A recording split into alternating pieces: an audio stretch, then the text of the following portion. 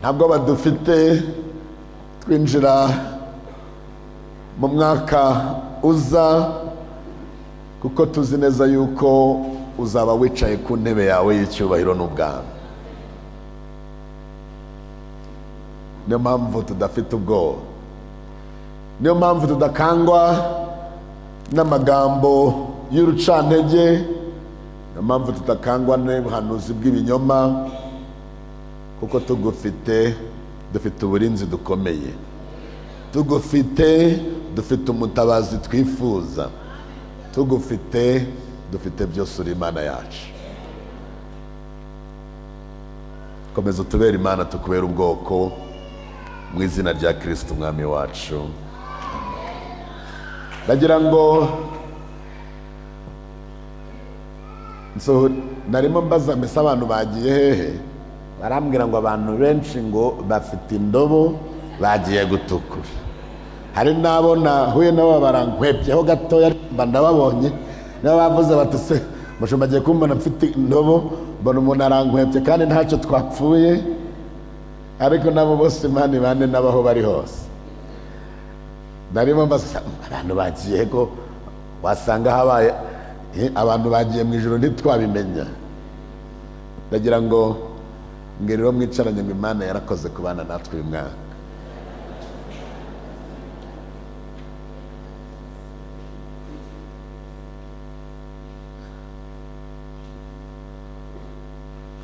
Ndagira uyu mwaka nashatse ko dusoza haba uyu munsi haba n'ejo dushima Imana gusa. Numvaga twakabaye twibera aho ngaho mu munyenga wo kwishimira no kureba gukomera kwayo. Abibuka dutangira uyu mwaka, Imana yatubwiye ko uyu mwaka uzaba uwo gukoreshwa n'Imana ibihambaye kurushaho, uzaba umwaka wo kuba nkore bandebereho nka Gideyoni, uzaba umwaka wo gusubizwa agaciro, uzaba umwaka wo kugwirizwa gukomera no kubahishwa. Amen. Ab'Imana yagiriye neza ni bande?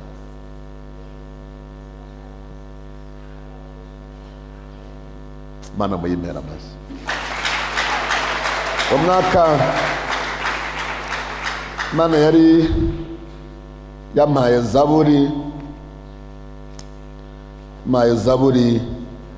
ya 71, zaburi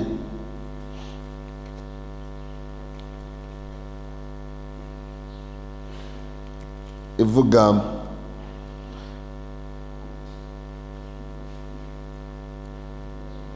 ngo Uhoraho ni wowe mpungiraho, ntugatume nigera nkorwa n'ikimwaro.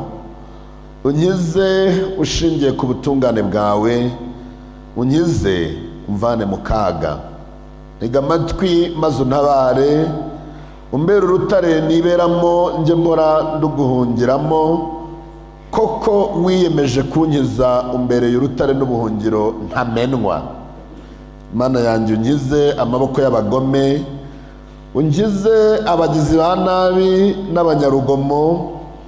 Uhoraho Nyagasani niwe niringiye, niwe ngirira icyizere kuva mu buto bwanjye.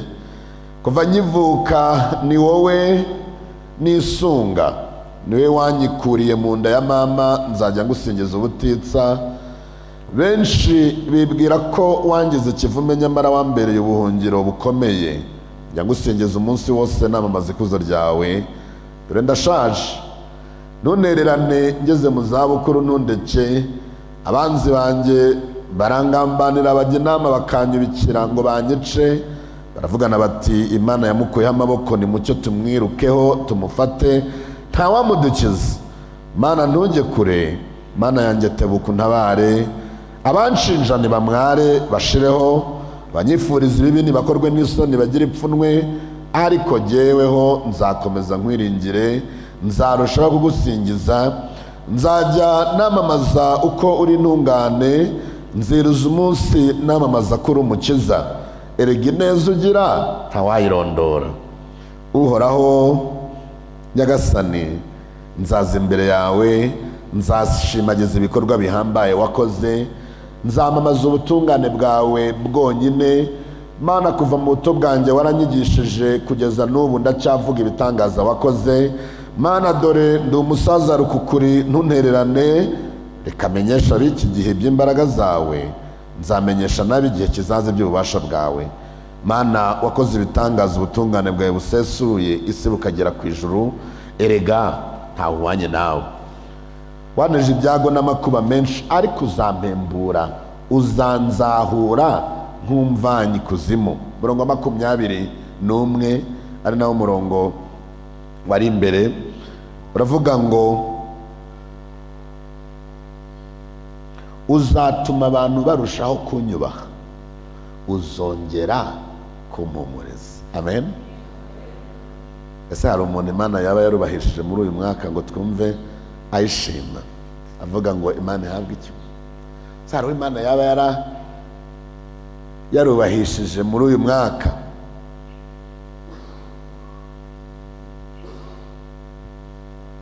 uzatuma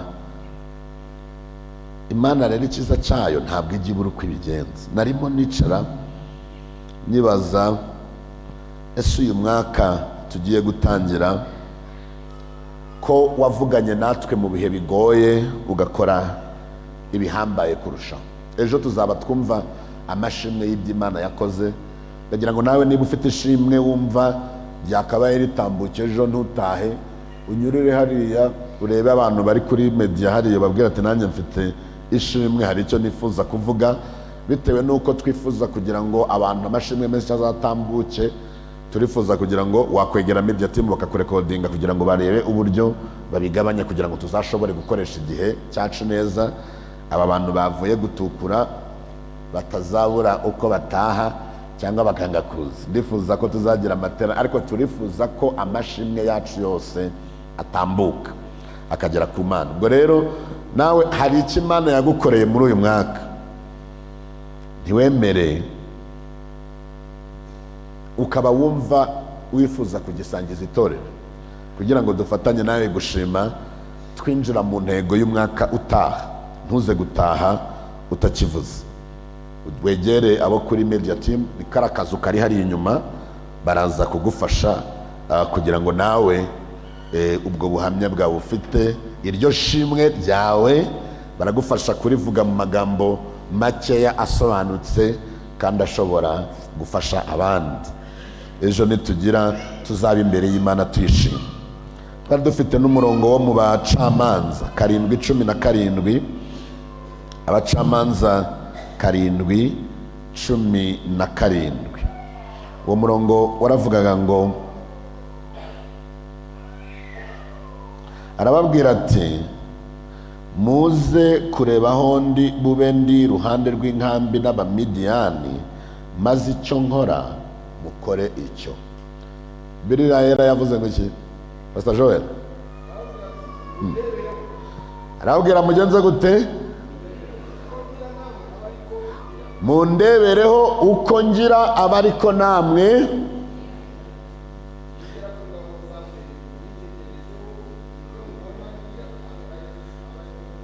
ibyo mubona nkora namwe abari byo mugira. Amen. Ndashima Imana ku bantu batigeze basigana, ahubwo babaye inkore bandebereho mu gukorera Imana. Babandi batigeze bavuga ngo ariko se ko ari njye wabikoze ku cyumweru gishize ndongera mbikore, akabikora kugeza igihe abandi nabo bumvishe ko bagomba kumwigana. Ese hari ibyo Imana yaba yaragukoresheje muri uyu mwaka ku buryo ureba inyuma ukavuga ngo yaba atari Imana simba narabibashije? Ndagira ngo rero mbere y'uko tuganira kuri mbabwira amagambo tuzaganiraho ejo, ndagira ngo mbabwire impamvu twifuza ko twasoza uyu mwaka dushima. Mu Batesalonike ba mbere 5:18 uravuga ngo mubibaho byose muhore mushima, kuko ari iby'Imana ibashakaho muri Kristo Yesu. Amen. Mubibaho byose muhore mushima, kuko ari iby'Imana ibashakaho muri Kristo. Ngiro mwicaranye ngo nta kindi Imana ishaka uretse kwishima. Noneho umva kaka, mubibaho apana bibiri, mu bibaho ushobora guhitamo kudashima Imana. Umuntu udashima Imana uhisemo kutayishima, uko wamugenza kose ntiyayishima. Yitwa se maganya, yitwa nyiramaganya. No kuri tariki ya 31 nimuhura nawe araganya, uwo ni umupagani buri buri. Alo, aha, umwaka urashize se ko abandi bishyuye kopera, nje hari icyo nishyuye. Washima Imana se ko hari n'abashoboye kuyishyura, kuzajyayo ukaryayo n'ikinono bakaguha n'umunota. Alo, washima Imana se ko ufite n'inzara, ntuzi ko hari abafite ibyo kurya ubu ngubu bari mu bitaro badashoboye no kubirya? Alo, yewe, aha, umusanga asarura, yaba arimo gusarura, yewe ati murakora, ati yewe Imana yagize neza ndabona uvuye gusarura. Nsarura se ko naherekeje abandi, si utungu tubona nikoreye uragira ngo hari utundi? Yewe, aha, baramusanga ukavuga ati mbega ibigori bigerekeranye, byagerekerana mu bafite imirima minini, akase n'ifi, aka karima katagira nuko kangana. Aganya yariye, akaganya yaburaye. Aganya yejeje, akaganya yarumbije. Aganya afite akazi, akaganya nta kazi afite. Alo, aha, turashima Imana, umva twumvisha ko wabonye akazi. Hariya se ni akazi, no guherekeza abandi. Abo se agashahara k'intica ntikize. Ejo se wari ugafite, ariko ngo mu bibaho byose muhore kuko ari iby'Imana ibashakaho muri Kristo. Uyu ni umunsi usoza uyu mwaka. Ndagira ngo nkubwire impamvu, zimwe mu mpamvu wagombye kubishima. Iya mbere, Imana yaguhaye guhumeka umwuka wayo w'abazima iminsi 365 muri uyu mwaka, ukaba ugejeje kuri uyu munsi. Ukwiriye kwishima. Naho waba warahumetse bagushyizeho mbomboni, hari aho bashizeho mbomboni irangije narazima. Kuba ugihumeka, abagihumeka kuri uyu munsi ni bande? Mumfashe duhe Imana amashyi menshi.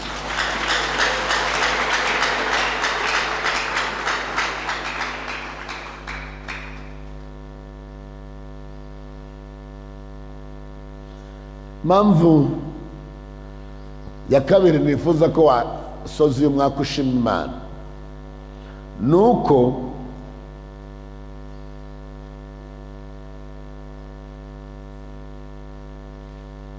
uko byagenze kose uyu munsi wabashije kuza kugera mu nzu y'Imana. Alo, ndagira ngo ushime Imana. Niba uyu mwaka warabaye umwaka mwiza, hamiriza uyishimire kuko umwaka wabaye. Ab'Imana yahaye akazi batari bagafite bayishime. Ab'Imana yabashije kubaho akamara umwaka aturaye bayishime. Uw'Imana yabashije abana bakiga umwaka ukarangira nawe batabizi bayishime. Ab'Imana yagiriye neza babashije kwishura inzu y'abandi bakabona umwaka urangiye bayishime. Abagombaga kwirukanwa mu nzu bakaba batarirukanwe bayishime. Ariko reka nkubwire n'ikindi, niba n'uyu mwaka warabaye mubi, yishimire ko uyu mwaka mubi urangiye. Come on. Niba umwaka warakubanye mubi, hari abantu umva, niba umwaka warakubanye ngo bari kuvuga gutyo, si uriya se yananirwa gushima, si yabonye akazi muri uyu mwaka, uriya se yananirwa gushima, aha, njyewe se ko umwana wanjye yapfuye muri uyu mwaka. Ngaho noneho yishimire ko umwaka mubi urangiye, kugiye gutangira undi.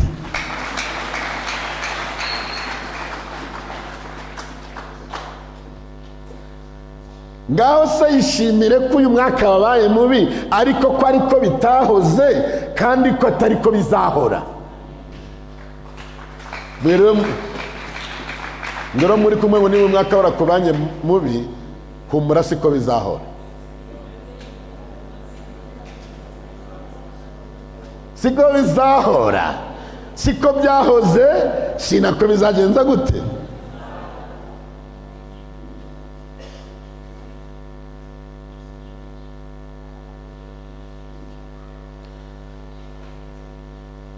Birashoboka ko ibyo wifuzaga kubona muri 2024 utabibonye byose, ariko se reka nkubwire, ibuka ntabyo utasengeye muri uyu mwaka wabonye utigeze usengera.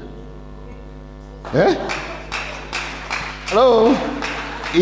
Hari ibyo wari ugambirwa ati ndi gusaba Mana, ndi gusaba iki, icyo nticyakunze, ariko ibuka ibindi Mana yakwihereye utiriwe unayisaba, utiriwe unayibwira.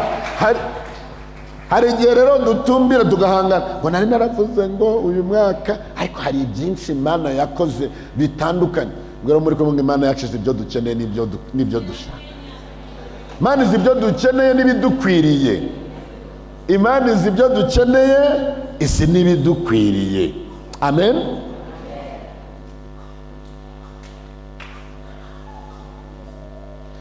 Umwaka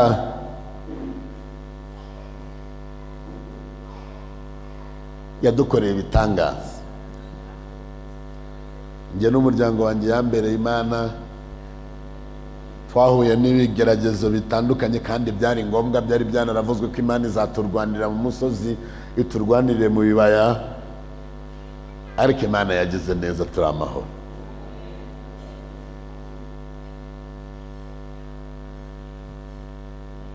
Kandi Imana yagize neza ku bw'itorero ryayo. Ndarimo mvugana n'abashumba batandukanye bacu mu bihugu bitandukanye, dufite amashimwe arenze ayo twavuga. Twarimo tuganira tureba ibyakozwe muri uwo mwaka, tukibaza uko byakozwe bikatuyobera. Abari hano tariki ya mbere y'umwaka ugitangira no kuri uyu munsi, ese haracasa? Harasa nk'uko hari hameze tariki ya mbere? Ku bunane hari icyo Imana yakoze mu y'impera amashyi.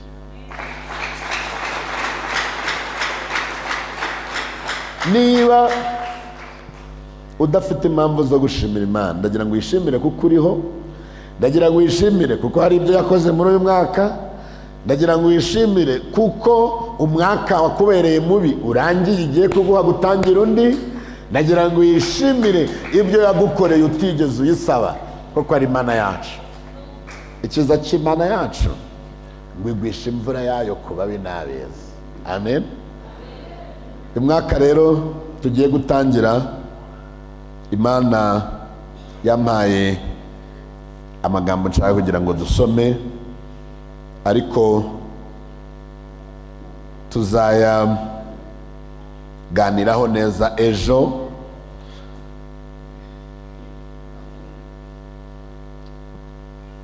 Hari Zaburi ya 44, ngira ngo Pastor Jobera yinsomere Zaburi ya 44, ansobene umurongo wa 2 kugeza ku wa 9. Nashaka here ku murongo wa 1. Yego, ngo turimo turerekera mu ntego y'umwaka wacu utaha wa 2023 wabaye umwaka wo gukomeza gukoreshwa n'Imana ibihambaye kurushaho. Byinshi tuzabyumva ku munsi w'ejo. Watubereye kandi twarabyiboneye mu ngo zacu, twarabyiboneye mu matorero yacu, twarabyiboneye mu miryango fatizo. Watubereye umwaka abenshi muri twe babaye bankore bandebereho nka Gidiyoni. Ndagira ngo reba ibyo Imana yakoresheje Cemicemi, mumfashe duhe Imana amashyi menshi. Reba ibyo Imana yakoresheje Almagi, mumfashe duhe Imana amashyi menshi. Ibyo Imana yakoresheje abamama, ibyo Imana yakoresheje abapapa, ariko mwamere Imana amashyi menshi. Uyu mwaka watubereye uwo gusubizwa agaciro. Uyu mwaka watubereye uwo kugwirizwa gukomera no kubahishwa. Mperutse gusura umuntu w'inshuti yanjye mu murima aravuga ngo ndashima Imana ko ubu nanjye basigaye bandira icyuma cyo gutera umuti. Ndavuga Mana ujye udufasha kureba aho dukwiriye gushimira. Yarambwiye ngo ndashima Imana ko nanjye ubu basigaye bandira icyuma cyo kujya gutera umuti. Birakubwira ngo imyaka yose yari we wajyaga gutera, rimwe na rimwe bakakimwima cyangwa bakamucyurira cyangwa ntibakimushye. Njyewe ntabwo numvaga ko ari ishimwe, ariko namuje se nicyo ushimira Imana muri uyu mwaka yagukoreye. Ejo bundi nagiyeyo arambwira ngo ndashima Imana ko nanjye ubu basigaye baza kuntera icyuma cyo gutera umuti. Ndavuga Mana, how many things ni ibintu ngana bite Mana wankoreye najya nibuka no kumenya kugushimira. Ese ntacyo ufite washimira Imana yagukoreye muri uyu mwaka? Umva Zaburi y'uyu mwaka, Zaburi ya 44. Dusome Zaburi iyi yahimbiwe umutware w'abaririmbyi, ni indirimbo ya bene Kora yahimbishijwe ubwenge. Mana twariyumviye n'amatwi yacu, basogokuruza batubwiye imirimo wakoze mu gihe cyabo, mu gihe cya kera. Wimuje amahanga ukuboko kwawe ushingamo abo, wateye amoko ibyago kandi abo urabatatanya mu bihugu. Kuko atari iyabo nkota yabahaye guhindura igihugu, kandi atari ukuboko kwabo kwabakijije, ahubwo ni ikiganza cyawe cy'iburyo n'ukuboko kwawe n'umucyo wo mu maso hawe, kuko wabishimiraga. Mana ni wowe mwami wanjye, Mana ni wowe mwami wanjye, tegekera abayakobo agakiza. Ni wowe uzaduha gutsinda ababisha bacu, izina ryawe niryo rizaduha kuribata abaduhagurukiye. Kuko ntaziringira umuheto wanjye, kandi inkota yanjye atariyo izankiza.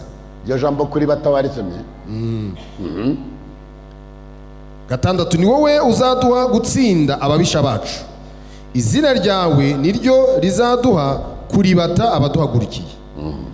Kuko ntaziringira umuheto wanjye, kandi inkota yanjye atariyo izankiza, ahubwo ni wowe wadukijije ababisha bacu, wakojeje isoni abatwanga. Imana niyo twirata umunsi ukira, kandi tuzashima izina ryawe iteka ryose. Amen. Mu gihe uranshakira ibyo ku ngoma ya 2:32, ndagira ngo nsome Bibiliya, ijambo ry'Imana. Ndagira ngo mwumve ayo magambo, tuzayaganiraho ejo neza, kuko niho harimo icyerekezo n'iyerekwa ryacu muri uyu mwaka. Nakomeje gusenga Imana ikangarurira aya magambo, ikanyereka turimo twubaka abandi baturwanya, ariko kangi katwagurira imbago. 44 aravuga ngo Mana ibyo wakoze mu gihe cya kera twarabyiyumviye n'amatwi yacu, ibyo wakoze mu gihe cy'abasogokuruza twarabibwiwe. Abanyamahanga ni wowe wabamenesheje mu gihugu cyabo, ugituzamo abasogokuruza bacu. Ayo mahanga baratsembye, naho abasogokuruza bahakwisanzura. Bigaruriye icyo gihugu batabikesha intwaro zabo, ntibagitsinze kubera imbaraga zabo, ahubwo batsinze kubera ububasha n'imbaraga byawe. Wabarebanye impuhwe kuko wabakunze. Uri umwami wanjye n'Imana yanjye, ni wowe uha Abisirayeli gutsinda. Abanzi bacu twabakubise inshuro, ari wowe tubikesha. Abaturwanya twarabatsinze kubera wowe. Erega umuheto wanjye si wo ngirira icyizere, inkota yanjye nayo si yo impa gutsinda, ahubwo ni wowe utuma dutsinda abanzi bacu, ababisha bacu ni wowe utuma bakorwa n'isoni. Mana ni wowe twirata umunsi ukira, ni wowe dusingiza ubutitsa. Mu mpera Imana amashyi. Amen. Somera ibyo ku ngoma ya 2:32, umurongo wa mbere ugeze ku murongo wa 8. Ibyo ku ngoma za kabiri 32 umurongo wa mbere kugeza ku murongo wa 8. Hanyuma y'ibyo no hanyuma y'uwo murava yagize, Senakeribu umwami wa Ashuri araza atera i Buyuda, agerera yerekeye imidugudu igoswe n'inkike, yibwira ko azayihindurira. Hezekiya abonye ko Senakeribu aje agambiriye gutera i Yerusalemu, ajya inama n'abatware be n'abakomeye bo mu bantu be yo kuziba amasoko ari inyuma y'umurwa, baramufasha.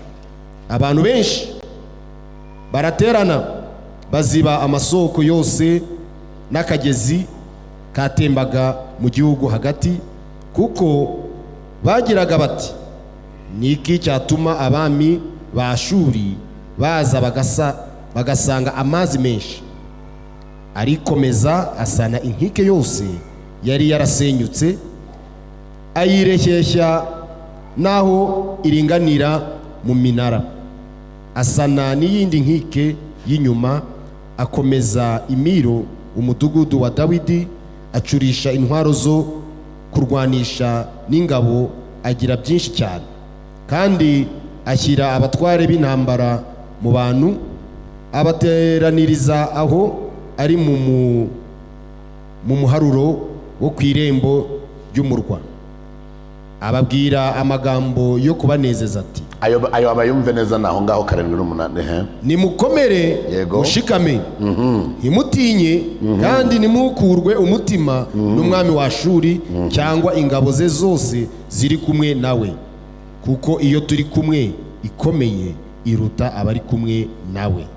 Mu ruhande rwe ari kumwe n'amaboko y'umubiri, ariko mu ruhande rwacu turi kumwe n'Uwiteka Imana yacu, niyo idutabara kandi ije kuturwanira intambara zacu. Amen. Nuko abantu bishingikiriza ku magambo ya Hezekiya umwami w'Abayuda. Amagambo Uwiteka atubwiye. Amen. Nimukomere kandi mube intwari, ntimugire ubwoba. 24. Mugire ubwoba ngo mutinye umwami wa Ashuru n'igitero kiri kumwe nawe, kuko iyo turi kumwe imurusha imbaraga. Nyamara afite imbaraga z'abantu, twe turi kumwe n'Uhoraho Imana yacu, azadutabara kandi azaturwanirira. Abantu bakomezwa n'ayo magambo ya Hezekiya umwami w'Abayuda. Hagayi 2 umurongo wa 4 kugeza ku 9. Ariko rero komera Zerubabeli we, yego niko Uwiteka avuga, kandi nawe ukomere Yosuwa mwene Yosadaki umutambyi mukuru, mukomere namwe bantu mwese bo mu gihugu, kandi mukore kuko ndi kumwe namwe. Ongera usubire subiramo uwo murongo. Ariko rero komera Zerubabeli we, niko Uwiteka avuga, kandi nawe ukomere Yosuwa mwene Yosadaki umutambyi mukuru, mukomere namwe bantu mwese bo mu gihugu, kandi mukore kuko ndi kumwe namwe. Kandi mukore kuko ndi kumwe namwe. Niko Uwiteka Nyiringabo avuga. Nkuko isezerano nasezeranye namwe riri mu gihe mwavaga muri Egiputa, umwuka wanjye akaba ari muri mwe, ntimutinye. Nuko Uwiteka Nyiringabo aravuga ati, hasigaye igihe gito hatigisa ijuru n'isi n'inyanja n'ubutaka, kandi nzahindisha amahanga yose umushyitsi, n'ibyifuzwa n'amahanga yose bizaza, kandi iyi nzu nzayuzuzamo ubwiza. Amen. Niko Uwiteka Nyiringabo avuga. Ifeza ni izanjye, n'izahabu nazo ni izanjye, niko Uwiteka Nyiringabo avuga. Ubwiza bw'iyi nzu bwo hanyuma buzaruta ubwa mbere, niko Uwiteka Nyiringabo avuga. Kandi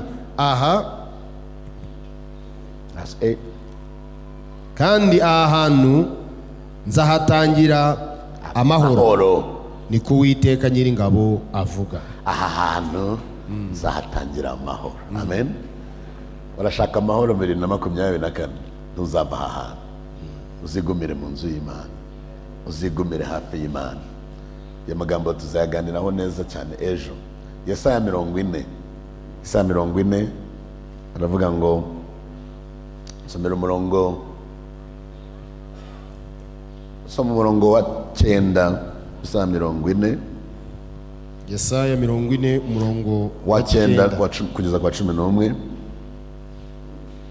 Yewe mwumvishe Isiyoni, yewe mwumvishe Isiyoni inkuru z'ibyiza.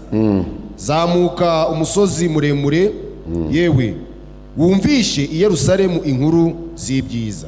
Rangurura ijwi ryawe cyane, rirangurure witinya, ubwire imidugudu y'i Buyuda uti, dore Imana yanyu, dore Imana yanyu, dore umwami Imana izaza ari intwari, kandi ukuboko kwayo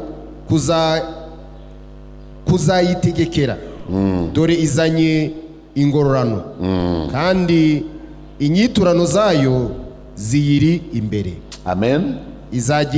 Izaragira umukumbi wayo nk'umushumba, izateraniriza abana b'intama mu maboko, ibaterurire mu gituza, kandi izonsa izaziganze, kandi izonsa izazigenza neza. Amen. Ayo magambo ntago yasomye nkuko nashaka ngo yasomye. Umva, reka urugiye gusimbukira kuri 25 mbere yuko hagera. Umva, koko Nyagasani uhoraho nyiri imbaraga araje, aje afite ububasha bwo gutegeka, dore azanye n'abantu yacunguye. Azaragira umukumbi we nk'umushumba, azakoranya abantu be, azababumbatira nk'abana b'intama, azabayobora neza nk'intama zonsa. Amen. 20. Can you jump to verse 25? 25.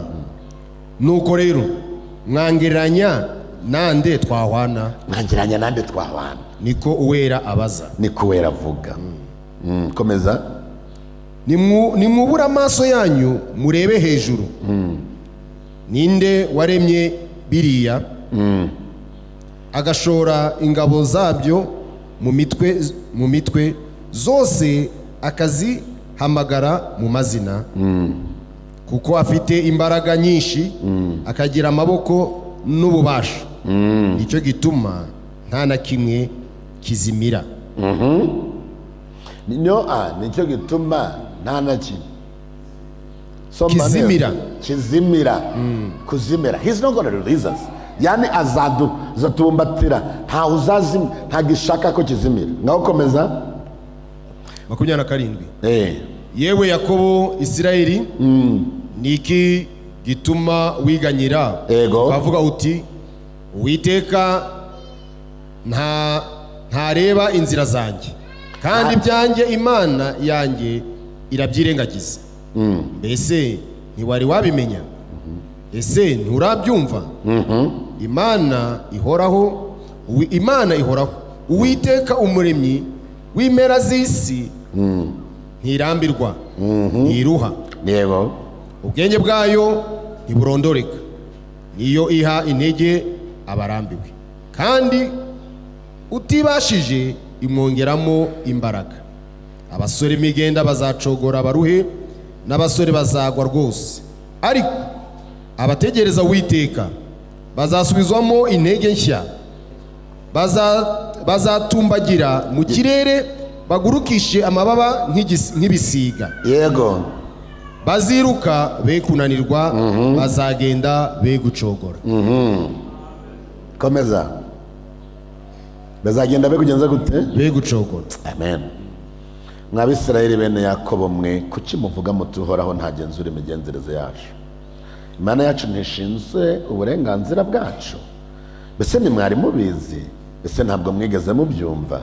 Uhoraho ni Imana iteka ryose, ni wahanze impera z'isi, ntigera acika intege cyangwa ngo ananirwe.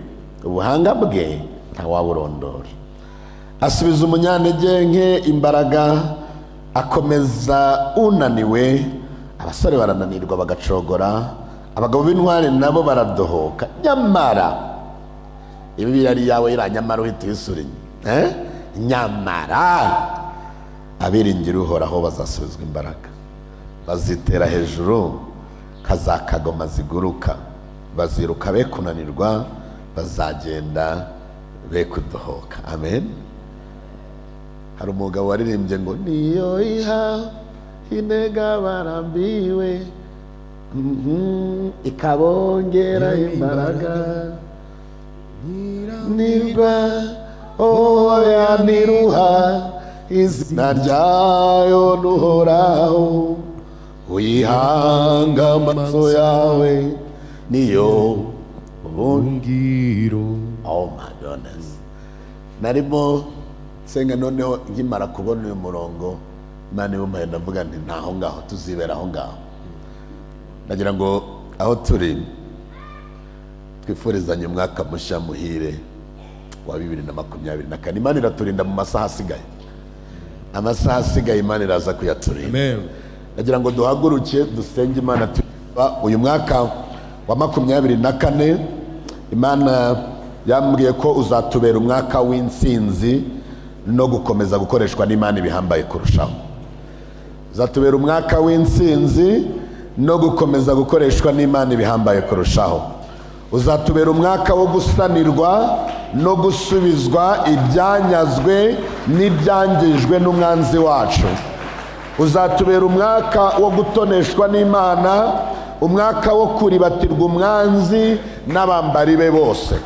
Uyu mwaka wa 2024 uzatubera umwaka w'intsinzi no gukomeza gukoreshwa n'Imana ibihambaye kurushaho. Uzatubera umwaka wo gusanirwa, gusana. Hari ibyo Satani yangije uyu mwaka wa 2024, Imana yaravuze ngo ndaje mbisane, ndaje mbyubake.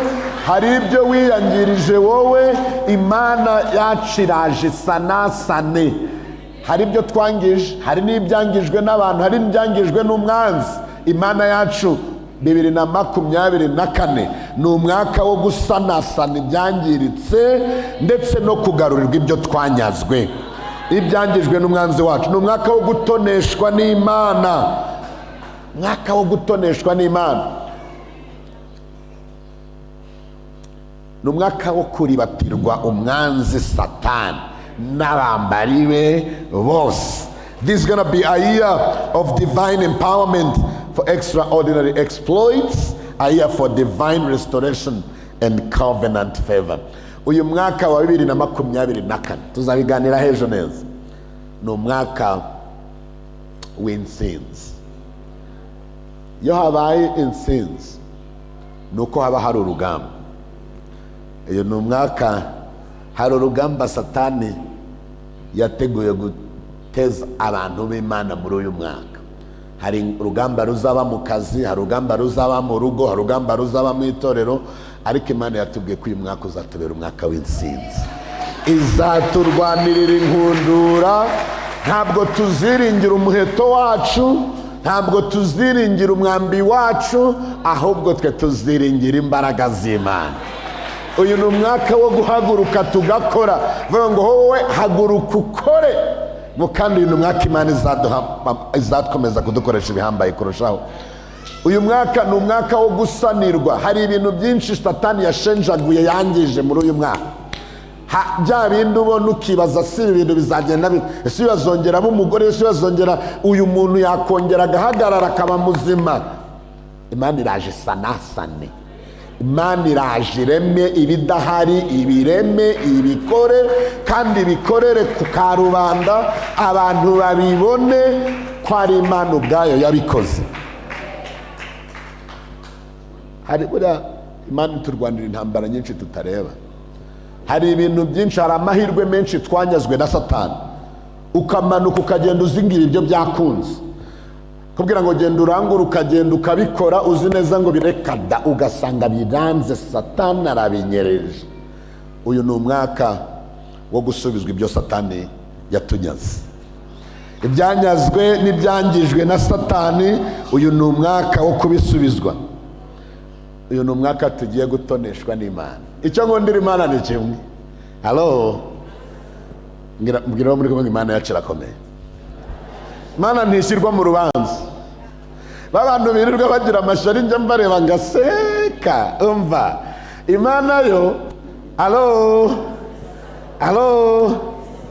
Imana ndagira ngo tuyisabe gutoneshwa nayo muri uyu mwaka, kuba umutoni, to be favored, divine favor.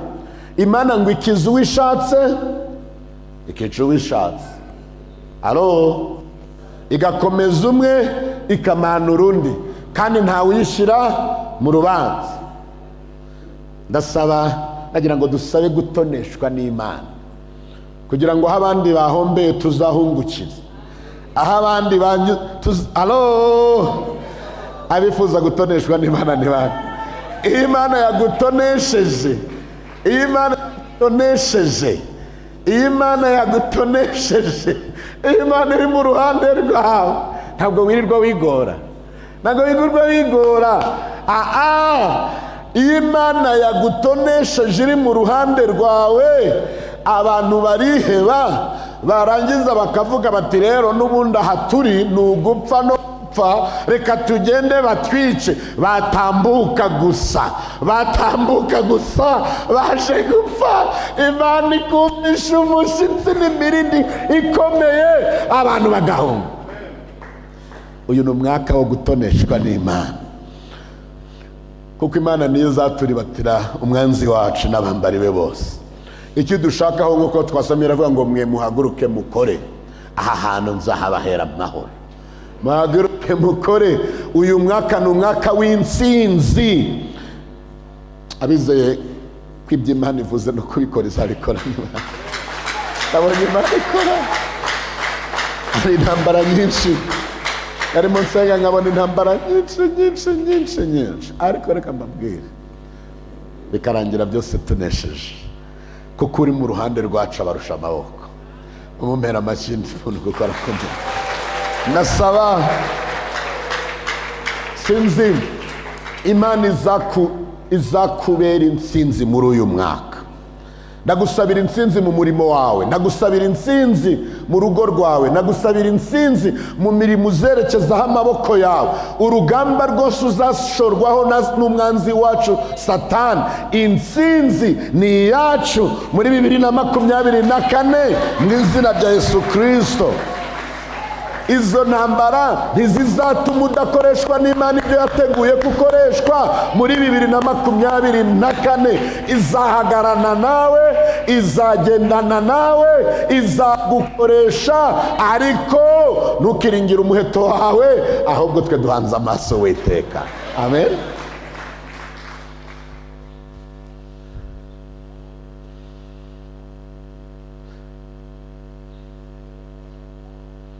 Mana yacu ntiruha, ntizacogora, izina ryayo ryitwa Uhoraho. Ntabwo izarambirwa kugutabara, ntabwo izaruha, ntabwo izacogora. Imana yacu izagendana natwe muri uyu mwaka. Ndagira ngo genda ikinono cyawe utuje, kuko Yesu Kristo azaba yicaye ku ntebe ye y'ubwami muri uyu mwaka wa 2024. Ntitaye ku bintu by'ibihuha bakuhanuriye, ibyo ngibyo byihorere. Imana yatubwiye ko uyu mwaka uzatubera umwaka w'intsinzi. Uyu mwaka uzatubera umwaka w'intsinzi, uzatubera umwaka wo gukomeza gukoreshwa n'Imana ibihambaye kurushaho. Uyu mwaka uzatubera umwaka wo gusanirwa no gusubizwa ibyanyazwe n'ibyangijwe n'umwanzi wacu. Uzatubera umwaka wo gutoneshwa n'Imana no kuribatirwa umwanzi n'abambari be bose. Yani muzi ijambo kuribata, yaraturwaniriye muri uyu mwaka iradutse, ariko noneho izaribata.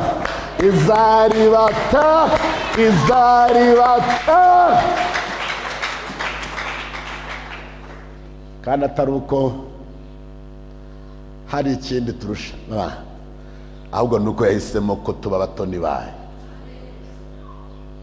nuko yahisemo yuko igikundiro cyayo kizagendana nawe. Ndagira ngo dusabe Imana igikundiro cyayo kizagendane nawe, izagutoneshereje aho bakwanga ku gasozi gutoneshe. Wajya guhinga bakavuga ari kwihiriza ubusa, bikera bugaca bukongera izaguhera ijambo aho waryamburiwe, kandi icyiza cyayo niyo itubabarira. Hari abantu bambuwe ijambo kubera ingeso zabo. Ndagusabye kugira ngo Imana izaguhindure muri uyu mwaka, igusubize ijambo, kuko ifite imbaraga zo kukubabarira no kuguhindura. Igusubize ijambo. Alo, Imana izasubiza ijambo muri uyu mwaka. Turagira ngo tuyishimire hakiri kare, kuko Imana Satani ni umurezi wacu, afite ibirego byinshi azajyana, ariko reka nkubwire ngo yicaye iruhande rw'Imana idusabira. Amen. And he is interceding for us. Iradusabira. Ikirego cyaze kavuga toya uwo waramubabariye ejo, icyo cyari cyo, ariko waramubabariye. Alo, Bana turagushima, urakoze mwami.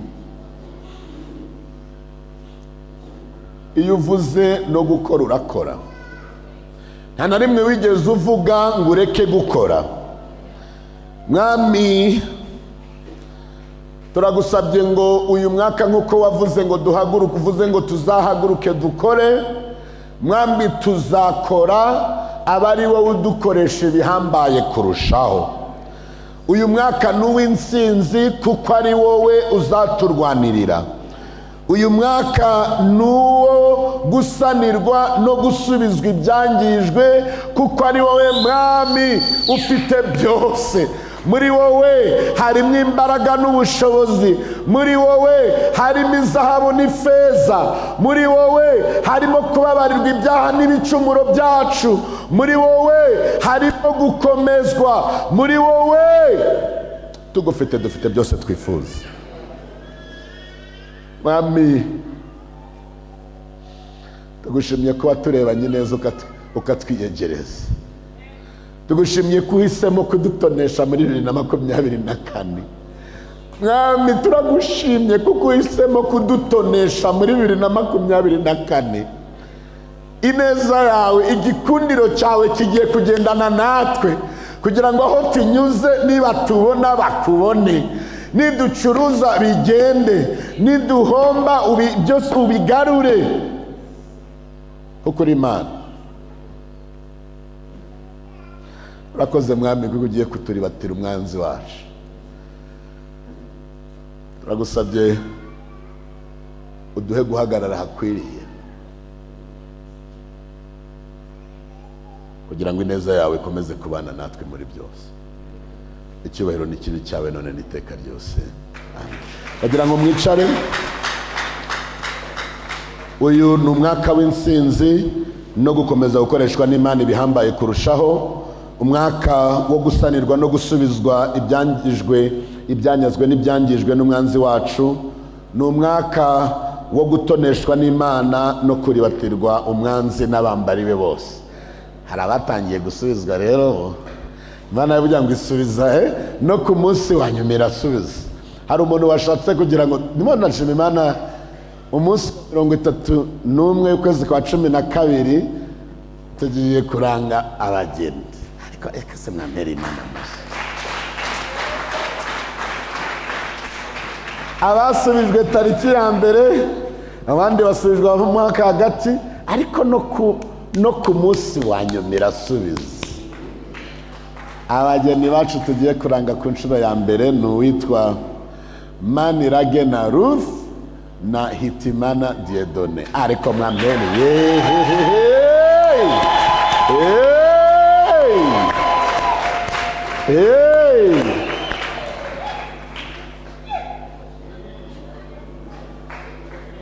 niseme nilivana, niseme nilivana, niseme nilivana, ila ninashukuru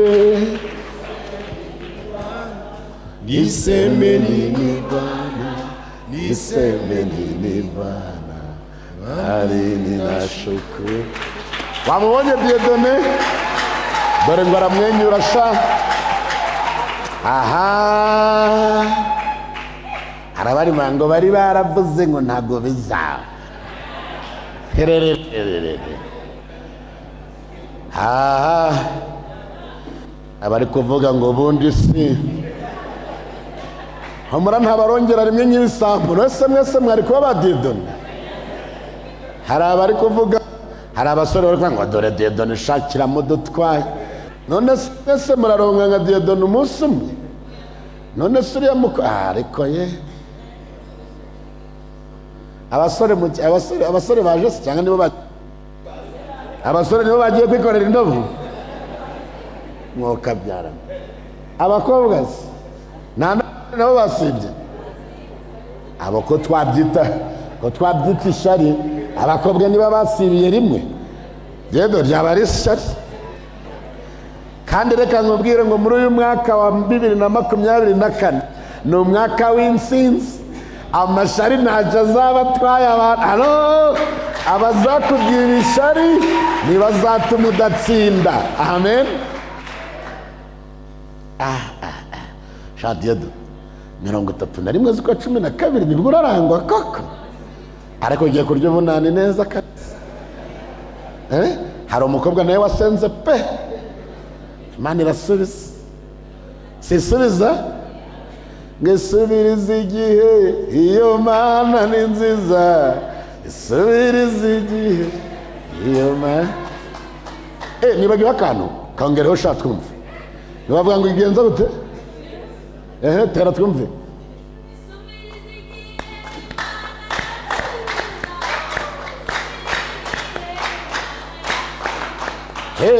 Isubiriza igihe, Imana yacu ni nziza. Isubiriza igihe. Wow. Turaranga ku nshuro ya mbere abageni bacu dusaba kugira ngo mubasengere, dusaba kugira ngo muzabashyigikire. Abagabo turanezerewe ko tugiye kunguka umugabo. Twe tumaze iminsi Dieudonné yarananiwe kuba umugabo, none Imana imukoreye igitangaza agiye kuba umugabo.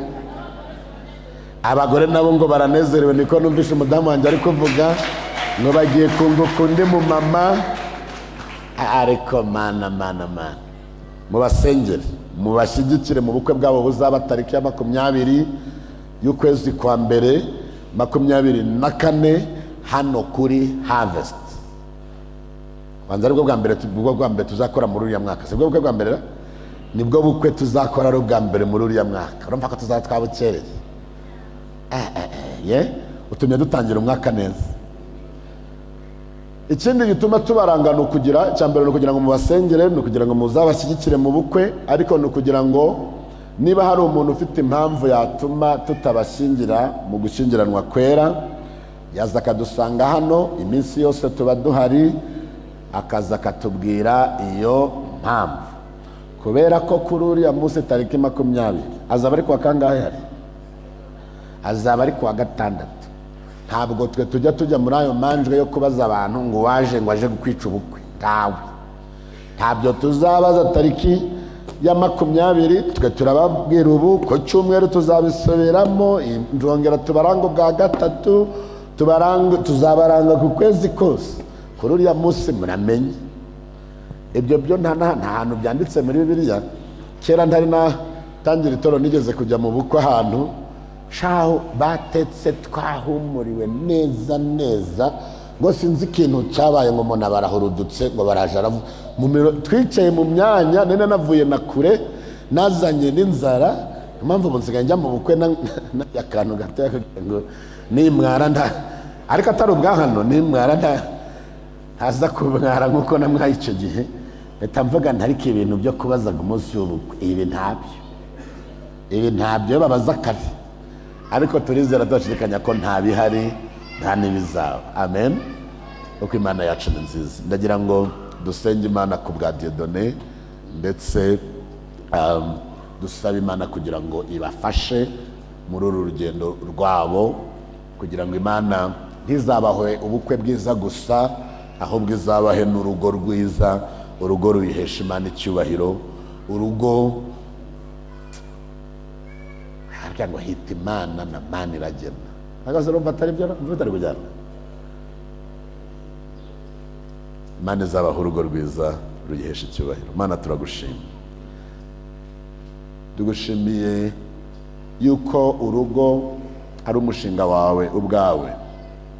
Ni wowe ubwawe wavuze ngo si byiza yuko umuntu aba wenyine, tereka muremere umufasha umukwiriye. Turasaba dukomeje kugira ngo Maniragena Ruth azaba umufasha wa Dieudonné, ntazamere nk'aba bagore b'ubu bifuza kutaba abafasha, ahubwo bifuza kuba abatwara. Ahubwo uzafashe Maniragena Ruth kugira ngo azabe nka Sara, azajye yita Dieudonné umutware, kandi abimwite yumva bikuye ku mutima binamuhesheje ishema kuko ari umukobwa w'ubu. Turasaba dukomeje kugira ngo Hitimana Dieudonné uzamufashe mu nshingano ze nk'umutambyi w'urugo rwe, azaguhagararire wowe Yesu Kristo, mwama azayobore Maniragena Ruth ndetse n'abantu uzabaha, abayoborere mu buntu bwawe, abayoborere mu kugukunda no kukubaha. Turasabye mwami kugira ngo uzamuhe ijambo, kugira ngo navuga azajye yumvikana bamwumve, uzamuhe kuba kumukunda no gukunda abantu uzabaha nk'uko wakunze itorero ukaryitangira. Turagusabye natwe tugushima kuko uzaduha umugisha wo kuba muri ubu bukwe, ndetse mwami ukadufasha kugira ngo tubigiremo uruhare. Nyemerera nsabire umugisha buri wese uzagira uruhare muri ubu bukwe. Ubukwe tuzakora ahangaha kuri rutero ryacu tariki 20. Mwami ibikenerwa byose uzabiduhe kugira ngo tuzabashe gukora ibi birori tunezerewe. Ariko ikiruta byose tuzakomeze kuguhanga amaso wowe, kuko ari we Mana ukaba umwami n'umukiza wacu. Byambaje mu izina rya Yesu Kristo umwami wacu, amen.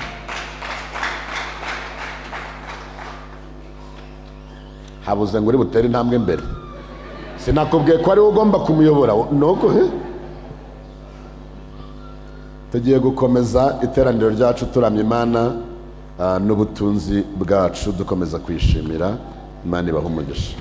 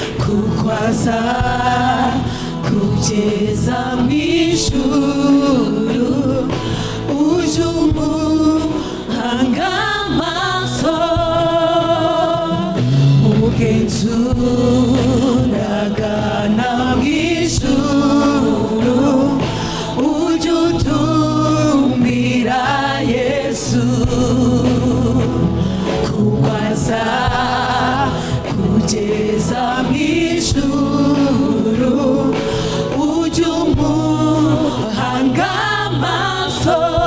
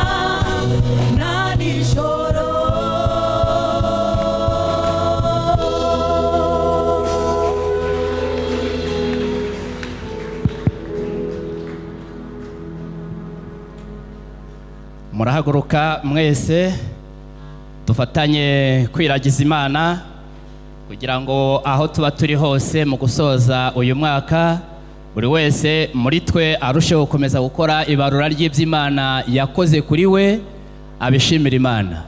Hanyuma ejo tuzahurira hano 2:30 kugira ngo tutangirire umwaka mushya ahangaha mu nzu y'Imana.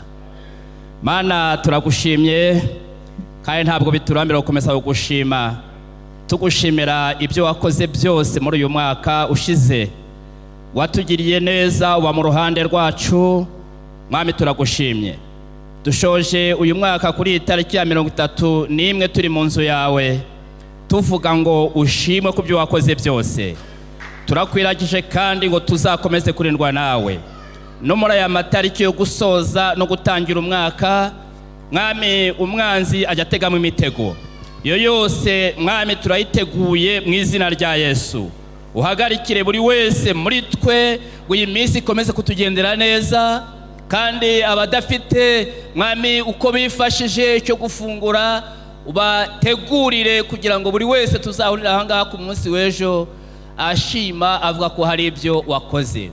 Reka ubuntu bw'Umwami wacu Yesu Kristo, urukundo rw'Imana no gufashwa n'Umwuka Wera bijyane na buri wese muri twe none n'iteka ryose. Amena.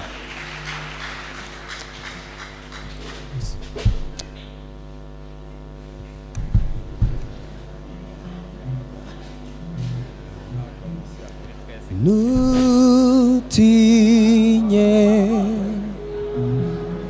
umutima